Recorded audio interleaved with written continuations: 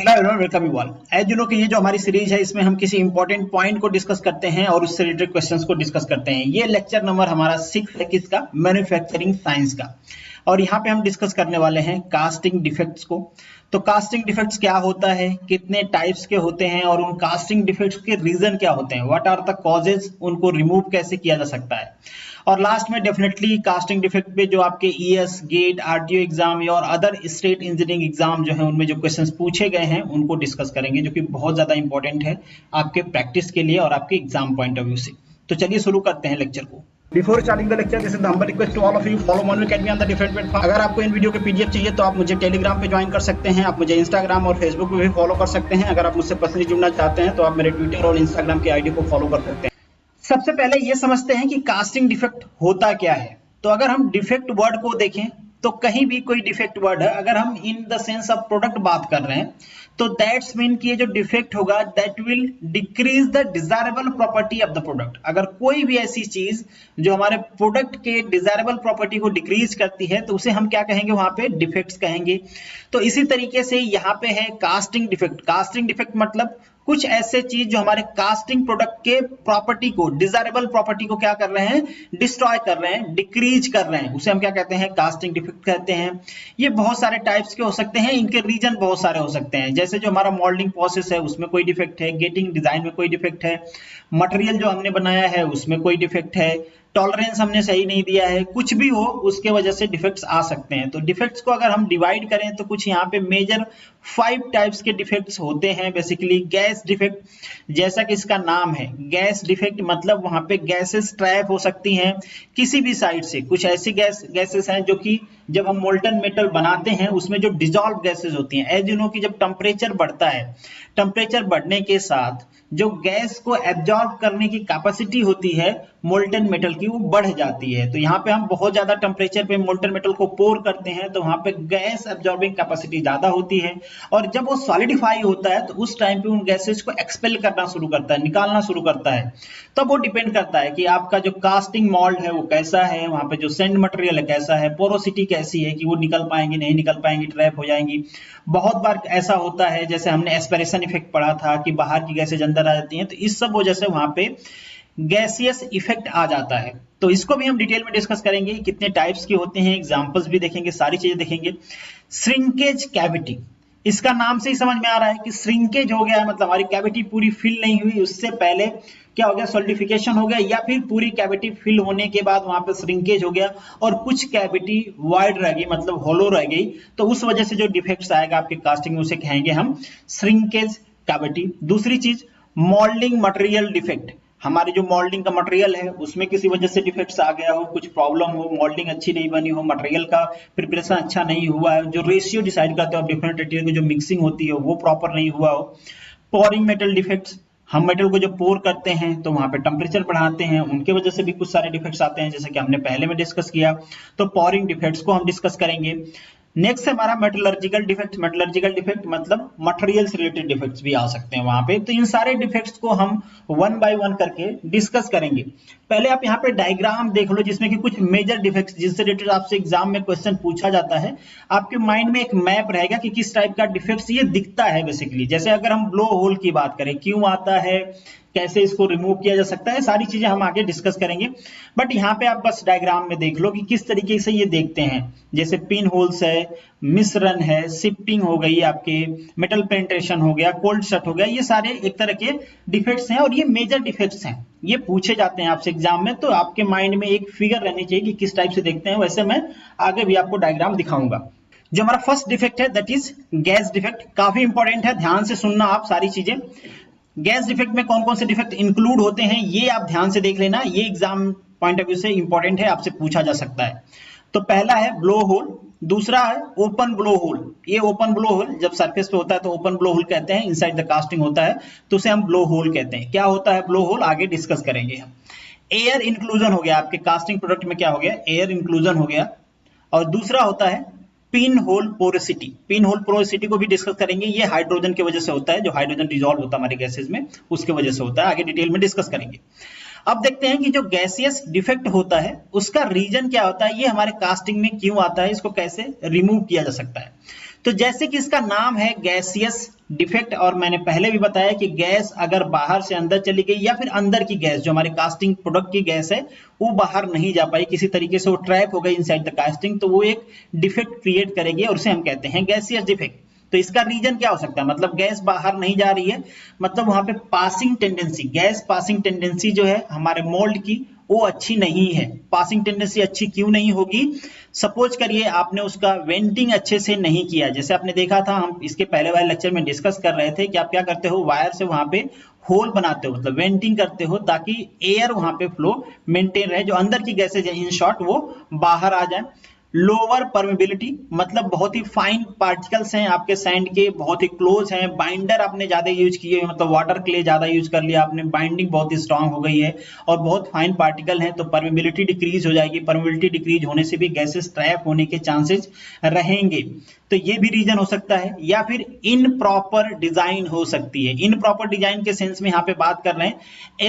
Aspiration effect के बारे में। हमने इसके पहले पढ़ा था कि वहां पे एस्पिरेशन इफेक्ट हो जाता है, जो स्प्रू होता है आपका, अगर इसको प्रॉपर आपने डिजाइन नहीं किया हुआ है तो यहाँ पे वेलोसिटी बढ़ेगी, प्रेशर कम होगा, प्रेशर कम होगा तो बाहर का प्रेशर एटमॉस्फेरिक है, अंदर का कम होगा तो गैसेस क्या करेंगी, रश करेंगे इनसाइड, तो यहां से क्या होगा, एयर एस्पिरेशन इफेक्ट इसे कहते हैं। तो जब गैसेस अंदर जाएंगे तो ये भी एक तरह की डिफेक्ट क्रिएट करती हैं जिसे हम कहते हैं गैसेस डिफेक्ट, तो ये भी रीजन हो सकता है। और जैसे कि इससे पहले भी मैंने कहा कि अगर परमेबिलिटी लो है, इसका मतलब क्या है कि आपके बहुत ही फाइन ग्रेन है। इसका एक रीजन और हो सकता है कि आपने इसकी एक्सेसिव रैमिंग कर दी है। रैमिंग तो आप करते हो, वहां पे क्या करते हो, उसको हैमरिंग करते हो ताकि जो आपका मोल्ड है वो स्टेबल हो जाए, वहां पे इरोड ना करे, वो जब मटेरियल फ्लो हो तो वहां से इरोजन ना हो जाए, क्योंकि इरोजन होगा तो अगेन एक कास्टिंग डिफेक्ट क्रिएट होगा, आगे वो कास्टिंग डिफेक्ट भी आएगा। तो आपकी मजबूरी भी है कि उसको रैम तो करना है, बट कहीं पे आपने ज्यादा रैम कर दिया, जाने में या अनजाने में, कभी कभी अनस्किल्ड लोग होते हैं तो वो क्या करेंगे, एक्सेसिव रैमिंग कर देंगे, जिससे क्लोज हमारे पार्टिकल बहुत ज्यादा क्लोज हो जाएंगे और वहां पे परमेबिलिटी डिक्रीज हो जाएगी। यहाँ पे ऑलरेडी हमने बोल दिया कि आपने क्ले ज्यादा यूज कर लिया, वहां पे मॉइस्चर ज्यादा होगा तो बाइंडिंग ज्यादा होगी, जिसकी वजह से पार्टिकल एक दूसरे से काफी पास होंगे, तो ये रीजन हो सकता है। नेक्स्ट हमारा है ब्लो होल या फिर ओपन होल, क्या कहते हैं, ओपन ब्लो किसे कहते हैं हम, तो ये कुछ स्फेरिकल फ्लैटेंड एक इलोंगेटेड कैविटी बन जाती है, मतलब आपकी जो कास्टिंग है वहां पे आप समझ लो कि गोल गोल कैविटी बन जाए, कहीं पे इलोंगेटेड भी हो सकती है, इस टाइप से भी हो सकती है ये कैविटी। मतलब आप सोच लो कि कोई गैस ट्रैप हुई है, अगर वो बाहर आना चाहती है और बाहर नहीं आ पाई, अंदर कैविटी में मतलब आपके प्रोडक्ट में ही ट्रैप हो गई, तो क्या करेगी, वो एक स्पेस क्रिएट करेगी, सिंपली उसी को हम कहते हैं ब्लो होल। आपको इससे पहले मैंने डायग्राम में दिखाया भी था। तो जो ब्लो होल होता है, अगर वो कैविटी के अंदर है तो उसे हम ब्लो होल कहते हैं, अगर वो सरफेस पे आ गया तो उसे हम कहते हैं ओपन ब्लो होल या फिर ओपन ब्लो। अगर वो सरफेस पे आ गया तो, सरफेस पे आ गया तो क्या होगा, डिफरेंट कैसे होगा पहले से, जैसे कोई आपने देखे होंगे अक्सर कि अगर सरफेस पे आ गया तो क्या हो जाएगा, फट जाएगा, क्योंकि यहाँ पे क्या होगा, प्रेशर कम होगा, वो एक्सप्लोड कर जाएगा, तो ये एक अलग टाइप का दिखेगा। अगर कैविटी के अंदर है तो उसका जो स्ट्रक्चर होगा वो कुछ अलग टाइप का होगा।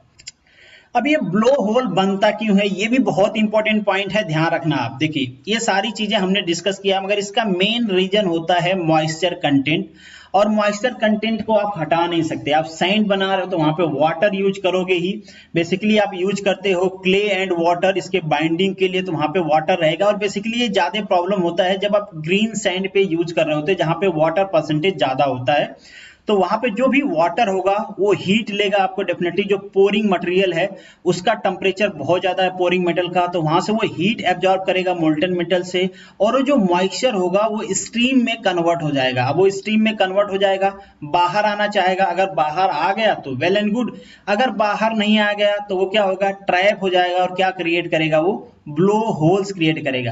तो ब्लो होल क्रिएट होने का रीजन क्या होता है, मॉइस्चर होता है। अब आप कहोगे कि इसका रीजन तो इससे पहले हमने डिस्कस किया कि इनएफिशिएंट अगर वेंटिंग है, मतलब वहां पे प्रॉपर वेंटिंग नहीं किया आपने, परमेबिलिटी कम है, तो इन सब वजह से भी तो होता है, तो ये सब रीजन नहीं है क्या। देखिए ये सब सेकेंडरी रीजन है।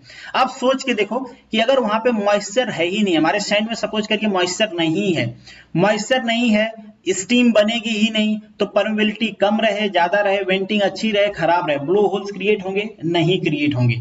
तो जो मेन रीजन है जिसके वजह से ब्लो होल आता है वो होता है मॉइस्चर कंटेंट।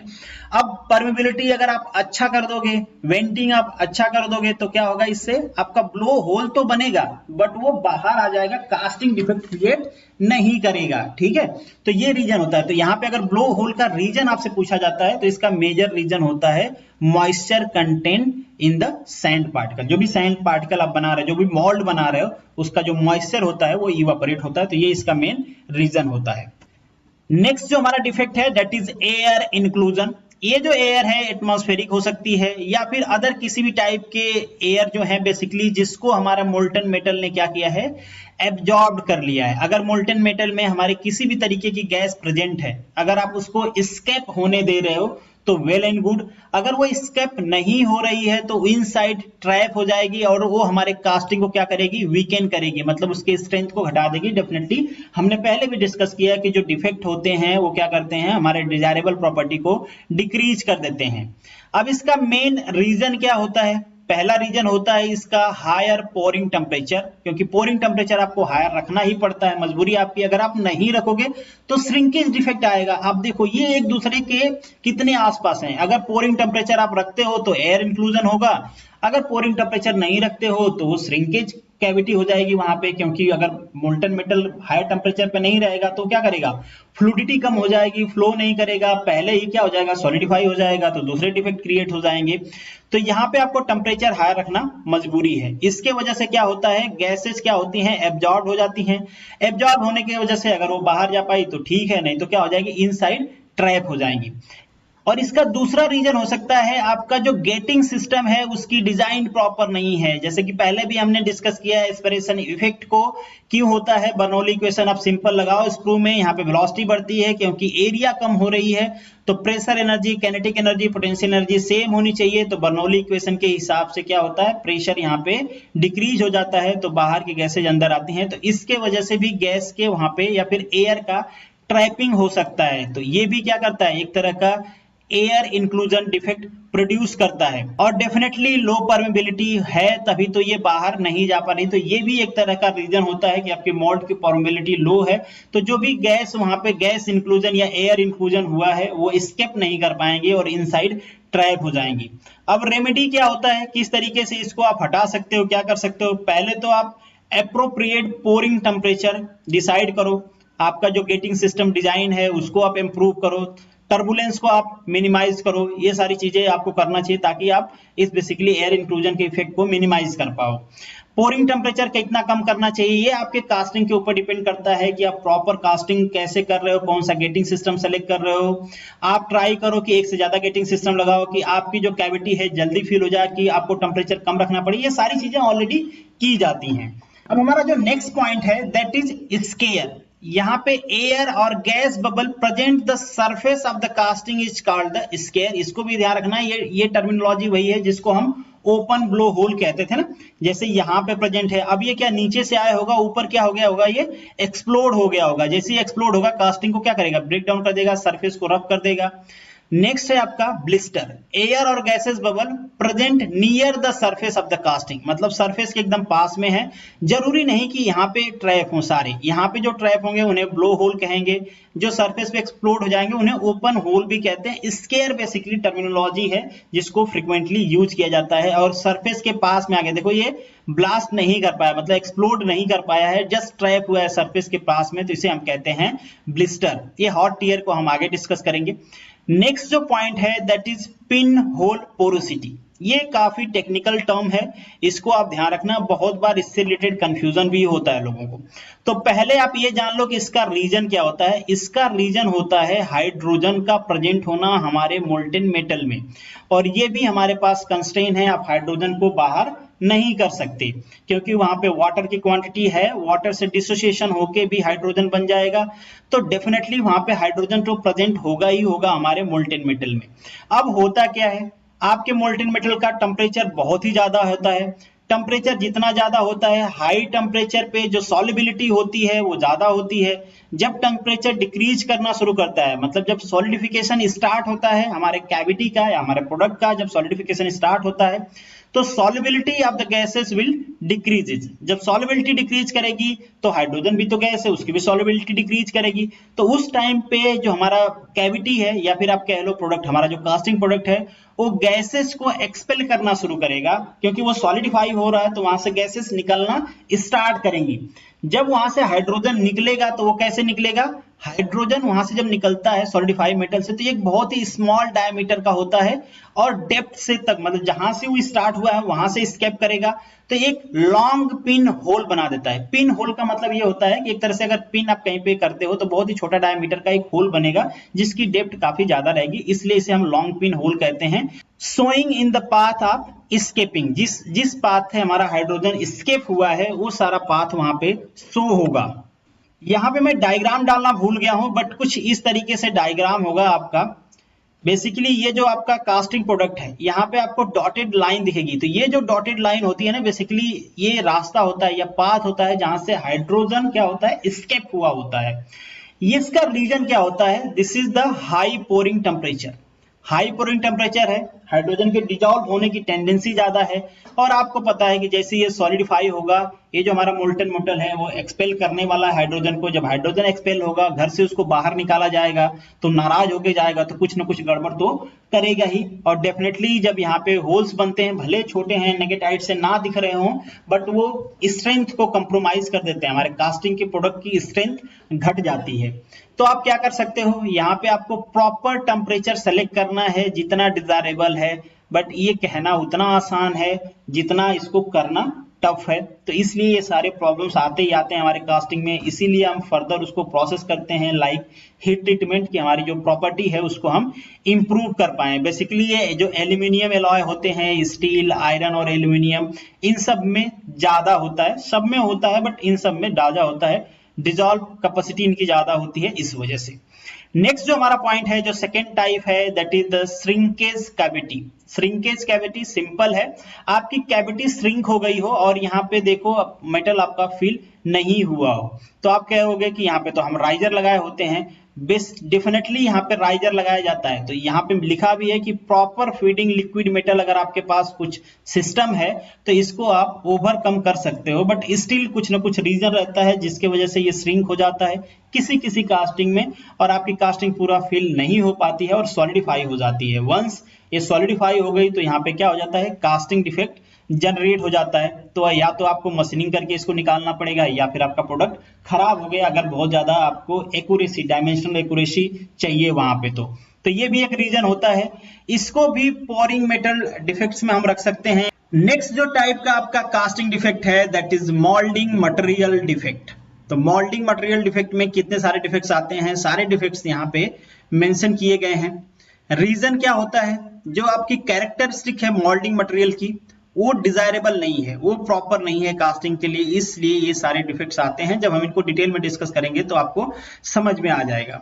अगर हम इन जनरल रीजन बात करें कि इनका रीजन क्या होता है, तो सिंपल है, दैट इज रिक्वेस्टिक प्रॉपर्टी। रिक्वेस्टिक प्रॉपर्टी मतलब desirable property of the mould material, या फिर इन प्रॉपर रेमिंग, आपने रेमिंग उसका अच्छे से नहीं किया है तो भी ये सारे डिफेक्ट्स आ सकते हैं। एक तो प्रॉपर्टी में कमी हो, मतलब जो आपने रेशियो मेंटेन किया है वो अच्छा नहीं हो, पार्टिकल साइज अच्छा नहीं हो, जैसे प्रॉपर्टी बहुत सारे होती हैं। अगर प्रॉपर्टी को हम डिस्कस करें तो इससे पहले भी मैंने आपको डिस्कस किया हुआ है, जैसे कि उसकी पोरोसिटी, उसकी बॉन्डिंग, उसकी स्ट्रेंथ, रिफ्रैक्टिवनेस, ये सारी प्रॉपर्टी होती हैं, डिजायरेबल प्रॉपर्टी होती हैं। इनको कितना रखना है ऑलरेडी हमने डिस्कस किया हुआ है, किस तरीके से इनको इंप्रूव करना होता है इसके पहले लेक्चर्स में, अगर आपने नहीं देखे हैं तो देखिए।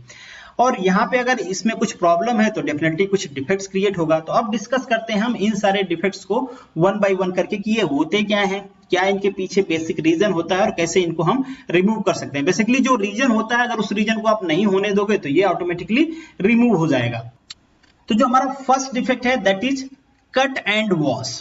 कट एंड वॉश क्या होता है, जैसे इसका नाम है कट एंड वॉश, तो सपोज करिए कि आपने रैमिंग अच्छे से नहीं किया है, जैसे कि इसके पहले हमने इसके रीजन में डिस्कस किया, तो आपने रैमिंग अच्छे से नहीं किया है तो जो कैविटी की वॉल होगी वो इरोड होने के चांसेस होते हैं। और क्या रीजन हो सकता है इसको इरोड होने का, सपोज करिए जो आपका फ्लोइंग मोल्टन मेटल है उसकी स्पीड ज्यादा है तो भी ये इरोड हो सकता है, या तो इसकी स्ट्रेंथ कम है या तो आपके फ्लोइंग मेटल की स्पीड ज्यादा है, दोनों के केस में क्या हो सकता है, इरोड हो जाएगा। अगर ये इरोड हो जाएगा तो जहां पे भी खाली जगह मिलेगी वहां पे आपका मोल्टन मेटल क्या हो जाएगा, सॉलिडिफाई होगा। तो जो मोल्टन मेटल सॉलिडिफाई होगा वो एक्सेस ही होगा ना, तो इसीलिए इसे कहा जाता है कि रफ स्पॉट होता है, या फिर ये एक्सेस मेटल होता है जो इरोजन की वजह से एक कैविटी क्रिएट होती है, मतलब एक एक्सेस कैविटी क्रिएट होती है हमारे कैविटी को इरोज करने के बाद। जैसे यहाँ पे देखिए ये आपकी वॉल थी, बट यहाँ पे इरोज होने की वजह से ये खाली स्पेस प्रोवाइड हो गया और यहाँ पे मोल्टन मेटल क्या हो गया, सॉलिडिफाई हो गया। तो इसे हम कहेंगे कट एंड वॉश। अब इसको आप रिमूव कैसे कर सकते हो, जैसे आपको हाई वेलोसिटी पे इरोजन होने के चांसेस हैं तो आप वेलोसिटी को ऑप्टिमम रखो। अब आप कहोगे कि अगर वेलोसिटी को ऑप्टिमम रखेंगे, वेलोसिटी कम रहेगी तो वहां पे श्रिंकेज होने के चांसेस है, आपकी कैविटी पूरा प्रॉपर टाइम में फुल नहीं हो पाएगी। इससे पहले वाले लेक्चर में हमने डिस्कस किया था कि जो टोटल फिलिंग टाइम है ये हमेशा कम होनी चाहिए सॉलिडिफिकेशन टाइम से, क्योंकि आपका जो सॉलिडिफिकेशन टाइम, अगर ये सॉलिडिफाई हो गया जल्दी से और टोटल फिलिंग टाइम ज्यादा है तो भरने से पहले ही आपका सॉलिडिफाई हो जाएगा, तो एक तरह का डिफेक्ट्स क्रिएट करेगा। तो वेलोसिटी डिपेंड करती है कि आपकी टोटल फिलिंग टाइम कितना होगी, वो वेलोसिटी पे डिपेंड करता है। तो वेलोसिटी तो आपको बढ़ानी पड़ेगी, आप कहोगे जब वेलोसिटी बढ़ाओगे तो इरोजन होगा। अब कहोगे कि नहीं उसकी रैमिंग अच्छे से कर दो, रैमिंग जब हम कर देंगे तो वहां पे जो हमारा मोल्ड है उसको इरोड होने के चांसेस नहीं रहेंगे। तो जब आप बहुत ज्यादा रैमिंग कर दोगे तो वहां पे परमिबिलिटी घट जाएगी तो गैसेज एस्केप नहीं होगी। तो इन शॉर्ट आप देखो कि हम कितना आसानी से कह देते हैं कास्टिंग को कि हम कर सकते हैं, बट इसमें कितनी सारी कॉम्प्लिकेसी होती है, कितने सारे फंडामेंटल होते हैं। एक बहुत ही स्किल्ड आदमी ही एक बहुत ही अच्छी कास्टिंग कर सकता है। अगर किसी के अंदर लैक ऑफ नॉलेज है तो एक अच्छी कास्टिंग नहीं बना सकता है, और जो भी कास्टिंग का प्रोडक्ट होगा उसकी स्ट्रेंथ, उसकी जो प्रॉपर्टीज होंगी, मैकेनिकल प्रॉपर्टी हमारे प्रोडक्ट की, वो कंप्रोमाइज हो जाएंगी और वो अपना वर्क परफॉर्म नहीं कर पाएगा। तो अब इसको आप रिमूव कैसे कर सकते हो, जैसे आपको अगर वेलोसिटी घटाना है और फिलिंग टाइम कम है तो आप एक से ज्यादा गेट यूज कर लो, ज्यादा गेट लगा दो आप। हाँ, वहां पे मटेरियल का लॉसेज होगा क्योंकि गेट भी सॉलिडिफाई होता है, और गेट और स्क्रू में जितने मटेरियल होते हैं वो भी सॉलिडिफाई होते हैं, उसको हमको कट करके निकालना पड़ता है। तो डेफिनेटली थोड़े वेस्टेज आएंगे, बट आपकी जो कास्टिंग प्रोडक्ट है वो अच्छा रहेगा। दूसरा आप क्या कर सकते हो कि आप प्रॉपर रैमिंग करो, रैमिंग ज्यादा भी नहीं होनी चाहिए, रैमिंग कम भी नहीं होना चाहिए। आपके पार्टिकल की साइज आप बढ़ा सकते हो ताकि वो इरोड जल्दी ना हो, ठीक है, मतलब उसमें ड्रैग फोर्स लगेगा। इरोड क्यों होता है, यहाँ से कोई सैंड, यहाँ पे कोई सैंड है, यहाँ से हमारा मोल्टीमीटर फ्लो कर रहा है तो यहाँ पे क्या होगा, ड्रैगिंग फोर्स लगेगा, ये इस सैंड पार्टिकल को ड्रैग करना चाहेगा। तो आप ऐसा रखो कि ये ड्रैग जल्दी ना हो, इसका जो सेल्फ रेजिस्टेंस या इनर्शिया हो थोड़ा ज्यादा हो। तो ये रीजन होते हैं जिनसे हम, ये कारण होते हैं जिसके थ्रू हम कट एंड वॉश को अवॉइड कर सकते हैं। नेक्स्ट जो कास्टिंग डिफेक्ट है that is metal penetration. Metal penetration ये थोड़ा सा आपका जो कट एंड वॉश था यहाँ पे थोड़ा सा कॉन्ट्राडिक्ट होगा स्टेटमेंट, ध्यान से सुनना आप। जो कट एंड वॉश था वहां पे हम डिस्कस किए कि जो आपका ग्रेन साइज होता है सैंड का वो थोड़ा बड़ा होना चाहिए। अगर ग्रेन साइज बड़ा होगा तो होगा क्या, बीच बीच में चांसेस रहेंगे पैकिंग अच्छी नहीं हो, बीच में स्पेस हो, स्पेस होने की वजह से मेटल, क्योंकि मेटल लिक्विड है फ्लो कर सकता है, तो यहाँ पे चांस होगा कि इस स्पेस में वो फ्लो कर जाए और यहाँ पे सॉलिडिफाई हो जाए। ये पूरी कैविटी में तो सॉलिडिफाई हुआ, यहाँ पे भी सॉलिडिफाई हुआ, इस तरीके से यहाँ पे ग्रेन है, यहाँ बीच बीच में सॉलिडिफाई हो गया वो, तो सरफेस फिनिश को क्या करेगा, वो खराब कर देगा। तो सरफेस फिनिश तो पहले से अच्छी नहीं आती आपकी कास्टिंग में, यहाँ पे चांसेज और हैं कि और आपकी सरफेस फिनिश खराब हो जाए। तो ये होता है मेटल पेनिट्रेशन। मेटल पेनिट्रेशन में मेटल जो होता है आपके ग्रेन के बीच में पेनिट्रेट करके सॉलिडिफाई कर जाता है। तो आप कहोगे कि अगर हम फाइन पार्टिकल लेते हैं तो इसको रिमूव कर सकते हैं, तो डेफिनेटली रिमूव कर सकते हो आप इसको, बट फाइन पार्टिकल लोगे तो कट एंड वॉश, मतलब पार्टिकल आपका पूरी कैविटी इरोज होने के चांसेस रहेंगे। तो यहाँ पे भी आपको एक ऑप्टिमम ग्रेन साइज सेलेक्ट करना होता है, जैसे यहाँ पे मेंशन किया गया है कि एक आपके पास एप्रोप्रिएट ग्रेन साइज होना चाहिए। अब देखिए इसको मिनिमाइज करने का एक दूसरा तरीका भी है। अगर आपने थोड़ा सा कोर्स गेन ले लिए हैं, आपकी मजबूरी है, ताकि आप इरोजन से बच पाओ, कट एंड वॉश से बच पाओ, आपकी परमेबिलिटी अच्छी रहे, क्योंकि बहुत छोटे ग्रेन होंगे तो परमेबिलिटी का भी प्रॉब्लम होगा। तो यहाँ पे आप मोल्ड वॉश का यूज कर सकते हो, जो बेसिकली क्या करता है, जो आपकी कैविटी का सरफेस होता है, फेस होता है, उसको ये जाम कर देता है ताकि यहाँ पे सरफेस फिनिश आपको अच्छी मिले, मेटल पेनिट्रेट ना हो पाए इसमें। तो अगर उसको आपने प्रॉपर यूज किया है तब तो सरफेस फिनिश अच्छी मिलेगी, जो मेटल पेनिट्रेशन है वो नहीं आएगा, कास्टिंग डिफेक्ट क्रिएट नहीं होगा। अगर आपने उसको अच्छे से अप्लाई नहीं किया है तो चांसेज होंगे। अब जो हमारा नेक्स्ट डिफेक्ट है दैट इज फ्यूजन। फ्यूजन और मेटल पेनिट्रेशन में थोड़ा सा डिफरेंस है। मेटल पेनिट्रेशन में हमने क्या देखा कि यहाँ पे मेटल पेनिट्रेशन आपको दिख रहा होगा, आपके जो सैंड है, जो स्पेसिंग थी, वहां पे मेटल क्या हो गया, पेनिट्रेट हो गया और एक रफ सरफेस जनरेट हो गया है। दूसरा है फ्यूजन, इसका अपोजिट भी हो सकता है। ऐसा भी हो सकता है कि आपके मोल्टन मेटल में जो हमारा ग्रेन है, सैंड ग्रेन, वो पेनिट्रेट हो जाए। ये कब पेनिट्रेट होगा? ये पेनिट्रेट तब होगा जब इनकी बाइंडिंग अच्छे से नहीं हुई होगी। बाइंडिंग क्यों अच्छे से नहीं हुई होगी? जब जो बाइंडर आप यूज करते हो, जैसे क्ले एंड वाटर यूज करते हो, वो प्रॉपर अमाउंट में आपने यूज नहीं किए होंगे। अब आपके मन में सवाल आएगा कि वाटर यूज करें तो वाटर फिर क्या होगा, स्ट्रीम बनेगा, स्ट्रीम बनेगा तो ब्लो होल बनेगा। तो आप देखो, जैसे कि पहले स्टेटमेंट ही मैंने दिया था कि यहाँ पे जो कास्टिंग डिफेक्ट होते हैं एक दूसरे के कंप्लीमेंट्री होते हैं, तो इनको ऑप्टिमाइज करना होता है। एलिमिनेट करने के बजाय हम ऑप्टिमाइज करते हैं कि कास्टिंग डिफेक्ट मिनिमम से मिनिमम रहे। हम किसी कास्टिंग डिफेक्ट को अगर एलिमिनेट करेंगे तो उसके वजह से दूसरा कास्टिंग डिफेक्ट क्या होता है, बढ़ जाता है। तो यहाँ पे एलिमिनेशन करने का चांस होता है कि एक दूसरे को कैसे हम मिनिमाइज कर सकते हैं। अगर ये पेनिट्रेट कर गया फ्यूजन में, अगर आपका जो सैंड ग्रेन है, अगर आपके मोल्टन मेटल में पेनिट्रेट कर गया तो ये ब्रिटल दिखेगा। और डेफिनेटली सैंड ग्रेन्स जो हैं इनकी प्रॉपर्टी अलग है, हमारा जो मोल्टन मेटल है उससे जो प्रोडक्ट बन रहा है उसकी प्रॉपर्टी अलग है, तो आपकी प्रॉपर्टी भी कंप्रोमाइज होगी। तो सिंपल ये सारे रीजंस होते हैं। क्यों बनता है, इसका बेसिक रीजन क्या होता है? क्योंकि बाइंडिंग अच्छी नहीं हो, जैसे मैंने आपको पहले बताया। और दूसरा भी इसका रीजन होता है कि जैसे एक प्रॉपर्टी हमने पढ़ा था रिफ्रैक्टिवनेस। रिफ्रैक्टिवनेस होता क्या है? हमारे मोल्ड की स्टेबिलिटी को बताता है ऑन द हाई टेम्परेचर। तो आपका ग्रेन ऐसा हो, फिर आपका मोल्ड ऐसा हो कि हाई टेम्परेचर को सस्टेन ना कर पाए, या दूसरा रीजन भी हो सकता है कि जितना वो सस्टेन कर पाए कहीं आपने उससे ज्यादा टेम्परेचर पोर कर दिया, तो इसके वजह से भी क्या होगा, आपके ग्रेन्स क्या होंगे, बाइंडिंग मतलब कितनी अच्छी बाइंडिंग रहेगी, वहां से मेल्ट होना शुरू कर देंगे और पेनिट्रेट करना स्टार्ट कर देंगे। तो ये भी एक रीजन होता है, आपको टेम्परेचर यहाँ पे इफेक्ट करता है। और डेफिनेटली आपका जो रिफ्रैक्टिवनेस होता है आपके मोल्ड का, वो अच्छा होना चाहिए ताकि वो हाई टेम्परेचर को भी सस्टेन कर पाए। नेक्स्ट जो डिफेक्ट है दैट इज रन आउट। जैसा कि इसका नाम है रन आउट, किसके बारे में बात कर रहे हैं, ये आपके मोल्टन मेटल के। आपका मोल्टन मेटल रन आउट हो जाए, मतलब आपके कैविटी से बाहर निकल जाए, लीक आउट हो जाए, तो उसे हम कहते हैं रन आउट। यहाँ पे आप देख रहे हो एक प्रोडक्ट बना था हमको, बट यहाँ से जो जो स्पेस में आपको कोई दिख नहीं रहा है मेटल, मतलब यहाँ क्या है, यहाँ का मेटल लीक डाउन हो गया। लीक डाउन क्यों हुआ होगा? क्योंकि जो आपका मोल्ड था वो ब्रेक डाउन हो गया होगा, मतलब फॉल्टी रहा होगा, वो वहां से लीकेज स्टार्ट हो गया होगा आपके मोल्टन मेटल का, और यहाँ पे सॉलिडिफिकेशन का चांस मिला ही नहीं होगा। तो इस टाइप के डिफेक्ट्स बहुत कम जनरेट होते हैं, क्योंकि ये तो बहुत बड़ा ब्लंडर है, आपकी पूरी कास्टिंग खराब हो गई। तो ऐसा होता नहीं है, बट हो सकता है, ये भी एक तरह का डिफेक्ट है। नेक्स्ट जो आपका पॉइंट है दैट इज रैट टेल या फिर बकेल्स। ये क्या होता है बेसिकली? ये होता है कंप्रेशन फेलियर की वजह से। अब ये कंप्रेशन फेलियर क्यों आता है, आप सभी को पता है। इन जनरल अगर हम बात करें तो किसी का टेम्परेचर अगर आप बढ़ाते हो तो वहां पे एक्सपेंशन स्टार्ट होता है। अब हमारी जो मोल्ड कैविटी होती है, क्योंकि वहां पे जो मोल्डिंग सैंड होती है उसकी एक्सपेंशन प्रॉपर्टी बहुत ही खराब होती है, बहुत ही पुअर होती है, तो टेम्परेचर बढ़ने के बाद भी वो एक्सपेंड नहीं होता है। तो वहां पे क्या होगा, थर्मल स्टेसिस जनरेट होंगी। आपको पता है टेम्परेचर बढ़ने के बाद अगर एक्सपेंशन को कोई अपोज करता है तो वहां पे कौन सी स्टेसिस जनरेट होती है, थर्मल स्टेसिस। तो थर्मल स्टेसिस जनरेट होगी, जिसकी वजह से वॉल क्या करेगी, बैकवर्ड डायरेक्शन में फ्लो करेगी, और कुछ इस तरीके से आपकी ये देख रहे हैं ना आपको, ये एक्स्ट्रा मटेरियल सॉलिडिफिकेशन, तो ये हो जाता है। इसे हम कहते हैं रैट टेल डिफेक्ट। जैसा कि हमने कहा ये क्यों होता है, ये होता है due to the compression failure. इसको आप हटा भी सकते हो, कैसे रिमूव कर सकते हो? जैसे कि जो आपने फेस सैंड यूज किए थे वो अच्छा नहीं हो, मतलब वहां पे जो कार्बोनियस मटेरियल हो, जो बेसिकली एक तरह का कोहोसिव इफेक्ट प्रोवाइड कराता है, मतलब शॉक को भी ऑब्जॉर्व करता है, वो एक तरह से किसी तरीके का शॉक आए तो इन शॉर्ट हम कह लें जो स्टेसिस आएंगे उनको क्या करता है, वो एब्जॉर्ब कर लेता है, ड्रैग फोर्स को सस्टेन करता है। तो आपने वहां पे proper facing material ingredient support नहीं किए होंगे, जिसके वजह से ये चांसेस होता है कि रैट टेल डिफेक्ट वहां पे क्रिएट हो। तो इसको हटा कैसे सकते हो आप? फेसिंग जो सैंड है वो प्रॉपर सेलेक्ट करो, इंग्रेडिएंट आप सेलेक्ट करो।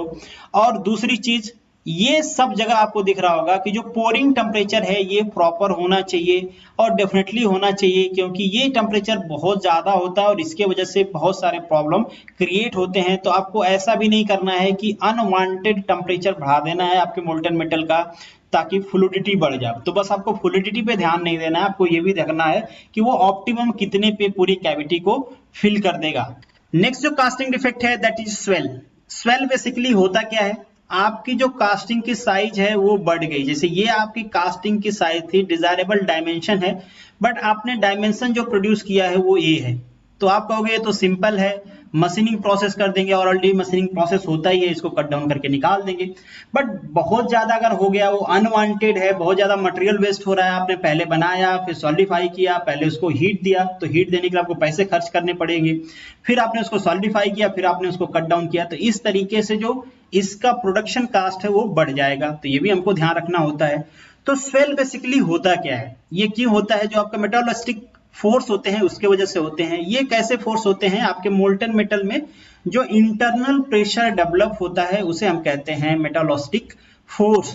इस फोर्स के वजह से ये साइज क्या होती है, बढ़ जाती है। एक और रीजन होता है इसको बढ़ने का कि आपने जो मोल्डिंग बनाया, आपने जो मोल्ड बनाया है वो प्रॉपर नहीं बनाया, मतलब फॉल्टी है, कि वो प्रेशर को सस्टेन नहीं कर पा रहा है और एक्सपेंड हो गया। ठीक है, इसके पहले हमने देखा था अगर एक्सपेंड नहीं होगा तो भी प्रॉब्लम है, यहाँ पे बहुत ज्यादा एक्सपेंड हो गया तो भी प्रॉब्लम है, साइज बढ़ जाएगी। तो एक तरह का स्वेल मतलब एक्सेस, आपने यहाँ पे क्या किया है, एक्सेस डायमेंशन प्रोड्यूस किया है, जिसको कट डाउन करके आपको निकालना पड़ेगा। इन प्रॉपर रैमिंग के वजह से भी होता है, डेफिनेटली रैमिंग अच्छी नहीं रहेगी तो क्या करेगा, एक्सपेंड करेगा।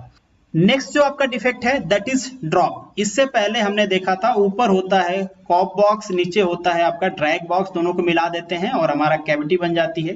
तो सपोज करिए आपके ड्रॉप बॉक्स पे जो ऊपर कैविटी है वहां पे ग्रेविटी फोर्स लग रहा होगा ना, क्योंकि ये कैविटी है पूरी खाली है, जो मॉलिक्यूल्स हैं वहां पे ग्रेविटी फोर्स लग रहा है। अगर बाइंडिंग फोर्स ज्यादा नहीं है तो चांसेज होंगे कि यहाँ से कुछ चीज नीचे गिर जाए। जैसे आपने देखे होंगे कि दीवार में या फिर छत के वॉल पे कुछ आप चिपकाते हो तो नीचे वो गिर जाते। इसी तरीके से यहाँ पे भी चांसेज होंगे कि बाइंडिंग अगर अच्छे से नहीं हुई है, रैमिंग अच्छे से नहीं हुई है, तो ये क्या करेगा, नीचे गिर जाएगा। जब नीचे गिरेगा तो यहाँ पे स्पेस खाली हो जाएगा, एक कैविटी क्रिएट हो जाएगी, एडिशनल कैविटी, और वहां पे मोल्टन मेटल सॉलिडिफाई हो जाएगा, तो उसे हम कहते हैं ड्रॉप। तो ये भी एक रीजन होता है। ये क्या होता है, इससे इसको कैसे रिमूव किया जा सकता है, आप बाइंडर अच्छे से यूज करो, बाइंडर अच्छा होना चाहिए, बाइंडिंग मटेरियल अच्छा होना चाहिए। दूसरी चीज, आप रैमिंग प्रॉपर करो।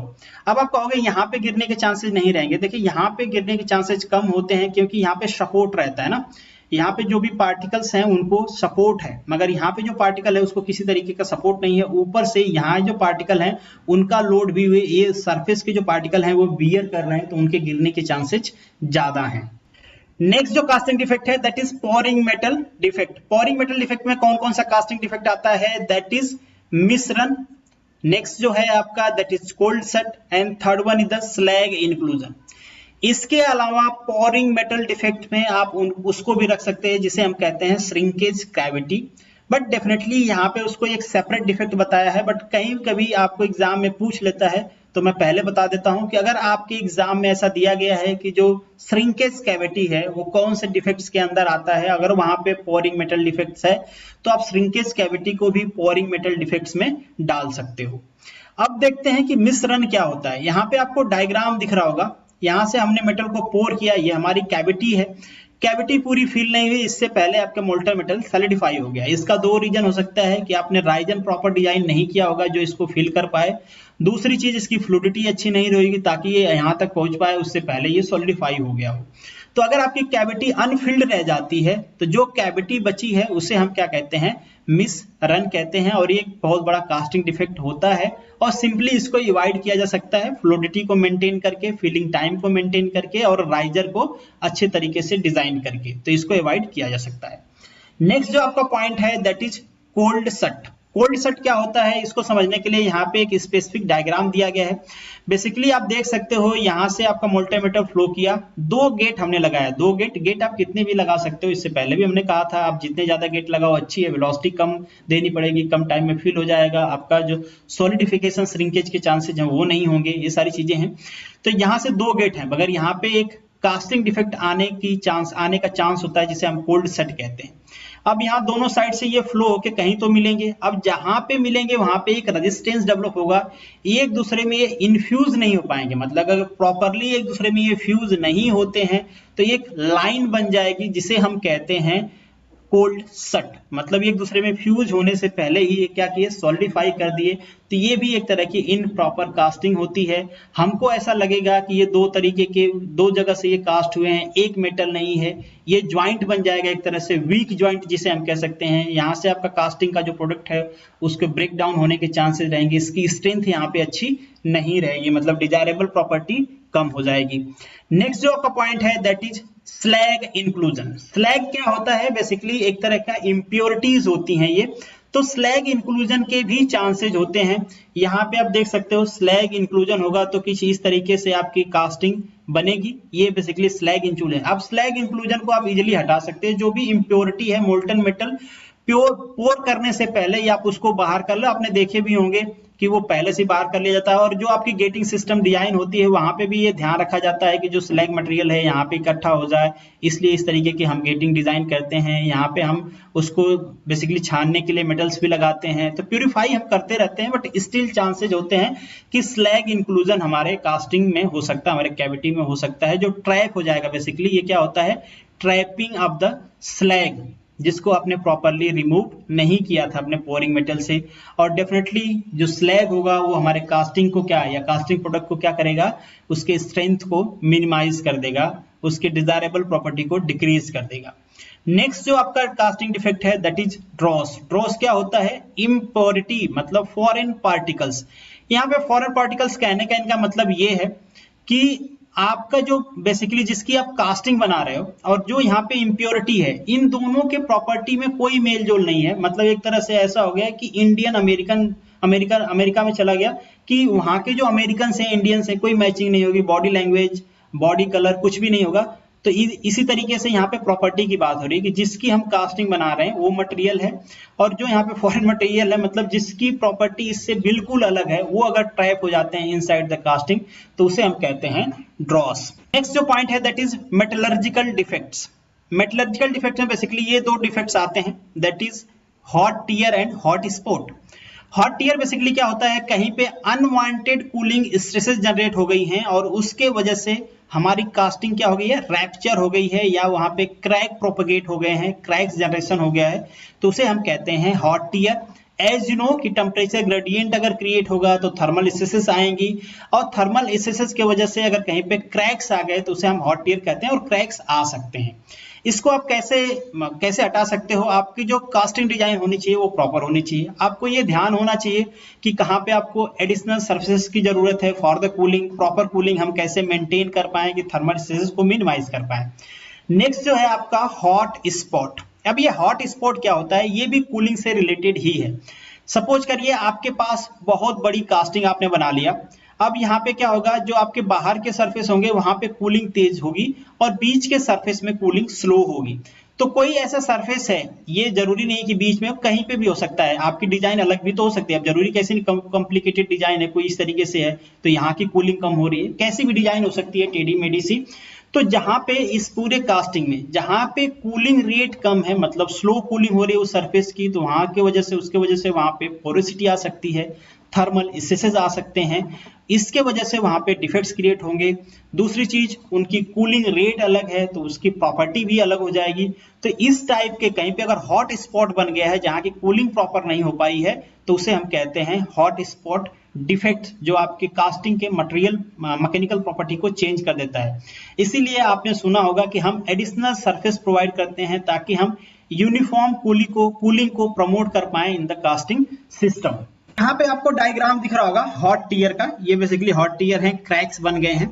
इसी तरीके से आपका हॉट स्पॉट भी होता है, that is inside the casting, कहीं पे अगर स्लो कूलिंग हुई है तो वहां की मैकेनिकल प्रॉपर्टी अलग हो जाती है।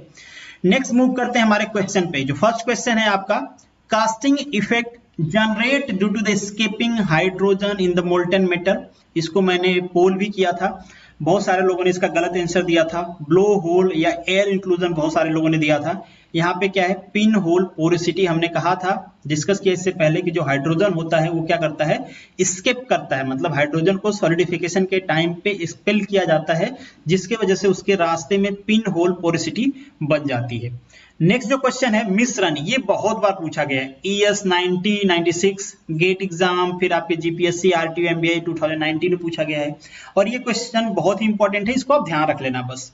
Misrun is the casting defect which occur due to, क्यों होता है भाई, that is due to the insufficient fluidity of the molten metal. अगर आपका मोल्टन मेटल अच्छे से फ्लो करता, पूरी कैविटी को फिल कर देता, तो अनफिल्ड कैविटी रहती नहीं, तो ये कास्टिंग डिफेक्ट आता नहीं। तो ये कास्टिंग डिफेक्ट क्यों आता है, due to the insufficient fluidity of the molten metal.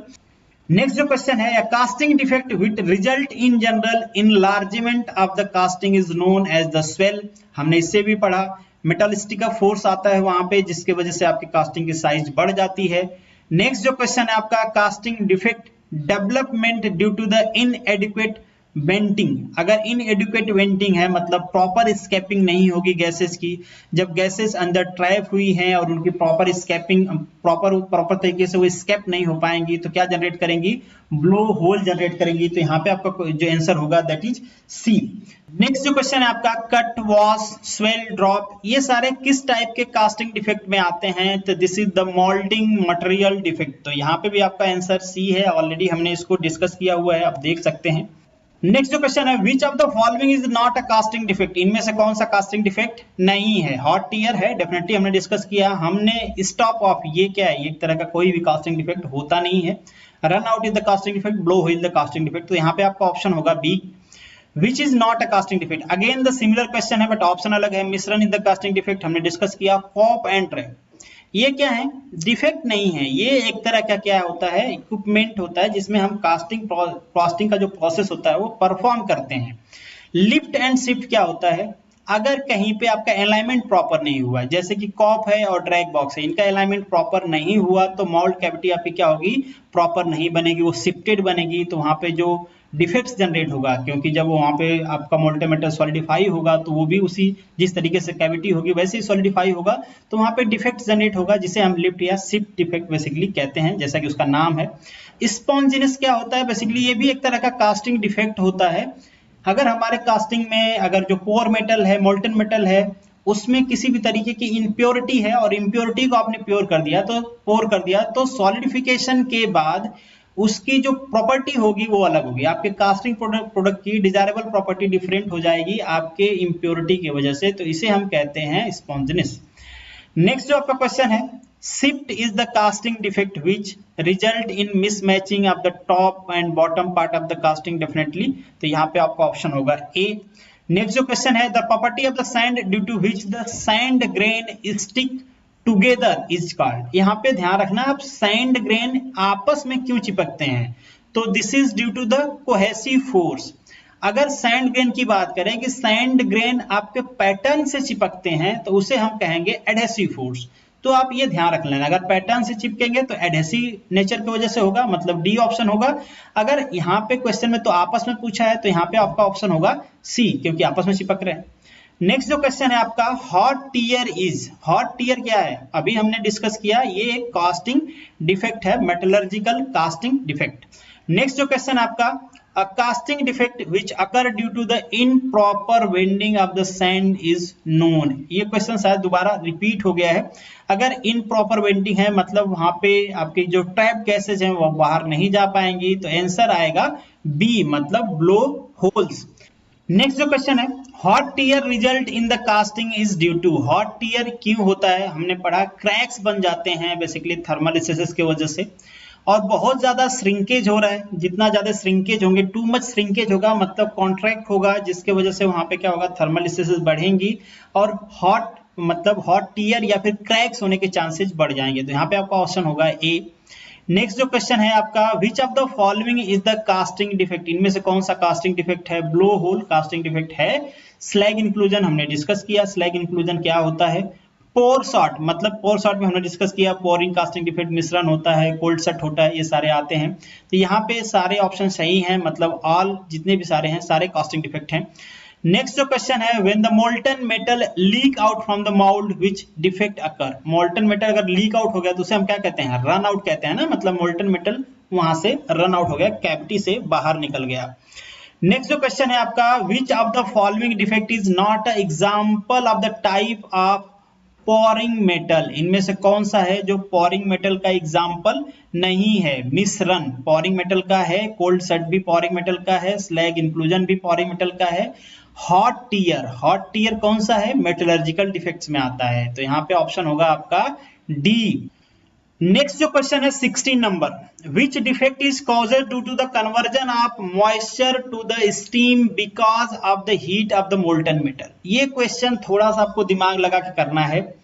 देखिए यहाँ पे दो बहुत ही अप्रोप्रिएट ऑप्शन है इसके, ब्लो होल हो सकता है या ओपन होल हो सकता है। अब दोनों में से कौन सा ऑप्शन दोगे आप, क्योंकि दोनों चूज करने का ऑप्शन नहीं है। अगर दोनों रहता ऑप्शन में ए एंड बी करेक्ट तो आप वो चूज करते, बट आप ध्यान दो कि इनमें से कौन सा हमेशा होगा, कौन सा हमेशा होने के चांसेस नहीं है। तो ओपन जो ब्लो होता है वो जब सरफेस पे आता है तभी उसको हम ओपन ब्लो कहते हैं।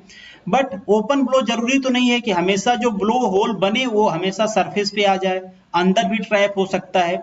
तो सबसे अगर अप्रोप्रिएट ऑप्शन पूछा जाए आपसे तो यहाँ पे होगा ब्लो होल। ब्लो होने के चांसेस 100% है। हो सकता है कि वो ब्लो होल ओपन होल में कन्वर्ट हो जाए, बट ये जरूरी नहीं है कि सारे ब्लो होल ओपन होल में कन्वर्ट हो जाएं। बट जो भी मॉइस्चर यहाँ पे स्टीम में कन्वर्ट होगा वो पहले क्या जनरेट करेगा, ब्लो होल जनरेट करेगा, न कि ओपन ब्लो जनरेट करेगा। तो वो ब्लो होल जनरेट करेगा, हो सकता है कि वो ब्लो होल ओपन होल में कन्वर्ट हो जाए। तो most appropriate option is A. Next जो क्वेश्चन है, defect which occur due to the solidification of the casting, उसे हम क्या कहते हैं, श्रिंकेज कैविटी कहते हैं। अब आप कहोगे मिश्रण भी तो कहते हैं, वो भी सॉलिडिफाई हो जाता है। वो भाई सॉलिडिफिकेशन मतलब आपका पूरी कैविटी फिल नहीं हुई उसके बाद सॉलिडिफाई हो गया, उसके पहले सॉलिडिफाई हो गया वो, तो उसे मिश्रण कहते हैं। यहाँ पे क्या हो गया, आपकी जो श्रिंकेज मतलब पूरी कैविटी फिल हुई उसके बाद श्रिंक होके आपकी कैविटी बन गई, तो उसे हम क्या कहते हैं, श्रिंकेज कैविटी कहते हैं। तो यहाँ पे ऑप्शन होगा डी। नेक्स्ट जो क्वेश्चन है, स्कैब भी एक तरह का कास्टिंग डिफेक्ट है, मतलब सैंड कास्टिंग डिफेक्ट है। बेसिकली होता क्या है कि जो आपका सरफेस है, जो कैविटी का फेस है, इट में चांस कि वो क्या हो जाए, ब्रेक डाउन हो जाए। ब्रेक डाउन होगा, वहां पे मोल्टन मेटल पेनिट्रेट करेगा, तो ब्रेक डाउन होने की वजह से सरफेस पे, फेस पे जिसे हम कहेंगे, तो इसके वजह से क्या बनता है, स्कैब बनता है। बेसिकली ये भी क्या है, एक मोल्ड बेस्ड कास्टिंग डिफेक्ट है। नेक्स्ट जो क्वेश्चन है, the occurrence of the casting defect red tell is possible because. Red tell क्यों बनता है भाई, देखिए हमने इससे पहले पढ़ा था, this is nothing but a compression failure. अगर आपने बहुत ही सॉफ्ट रैमिंग किया है तो वहां पे चांसेस होंगे कि कंप्रेशन के टाइम पे वो डिफ्लेक्ट हो जाए, मतलब आपके जो वॉल है, जो मोल्ड वॉल है वो अवे हो जाए, तो इस वजह से हो सकता है। रैमिंग आपने अच्छे नहीं की, बाइंडिंग अच्छी नहीं है। दूसरा, continuous large sand surface on the mould, मतलब इसके वजह से भी एक्सपेंशन होने के चांसेस रहेंगे। तो ये दोनों हो सकता है सही है, but excessive hardness of the mould ये गलत है। तो यहाँ पे जो मोस्ट अप्रोप्रिएट ऑप्शन होंगे वो ए एंड बी होंगे। तो यहाँ पे ऑप्शन होगा आपका A. Blow hole in the casting are causes by. Blow hole क्यों होता है, देखिए ये भी बहुत ही सोच समझ के आंसर देने वाला क्वेश्चन है। पहला, एक्सेसिव मॉइस्चर होंगे तो स्टीम में कन्वर्ट होंगे, ब्लो होल बनेगा। हमने डिस्कस किया लो परमेबिलिटी, देखिए इससे पहले भी हमने डिस्कस किया था, परमेबिलिटी लो होगी तो ये जो बनेंगे स्केप नहीं हो पाएंगे, तो ब्लो होल जनरेट करने के चांसेस बढ़ जाएंगे। बट इसके पहले भी मैंने आपको बताया कि अगर वहां पे मॉइस्चर रहेगा नहीं, स्टीम जनरेट नहीं होगी, तो परमेबिलिटी कम रहे या ज्यादा रहे, ब्लो होल नहीं बनेंगे। तो ब्लो होल बनने का रीजन होता है आपका ए। बट हो सकता है आप कंफ्यूज हो जाओ और यहाँ पे जितने सारे हैं आप ऑल ऑफ एबव कर दो, क्योंकि एक्सेसिव फाइन ग्रेन होगा तो आपके माइंड में आएगा कि परमेबिलिटी कंप्रोमाइज हो जाएगी। परमेबिलिटी कंप्रोमाइज हो जाएगी तो आपके जो स्टीम है वो स्केप नहीं हो पाएगी, तो भी ब्लो होल जनरेट होगा। तो ये हो सकता है कि आप बी सी को भी सही कर दें, बट आपको देखना है कि मेन कॉज क्या है, मेन रीजन क्या है। अगर वहां पे मॉइस्चर नहीं है तो ये दोनों रहते हुए भी आपका ब्लो होल जनरेट नहीं होगा, इसलिए यहाँ पे ऑप्शन होगा ए। यहाँ पे अगेन मैं आंसर ऐड नहीं किया हूं, बट जो भी मैं पीडीएफ शेयर करूंगा वहां पे आंसर ऐड कर दूंगा। This is the end of this lecture. Thank you so much for watching this. मिलेंगे नेक्स्ट लेक्चर में, तब तक के लिए all the best, good luck.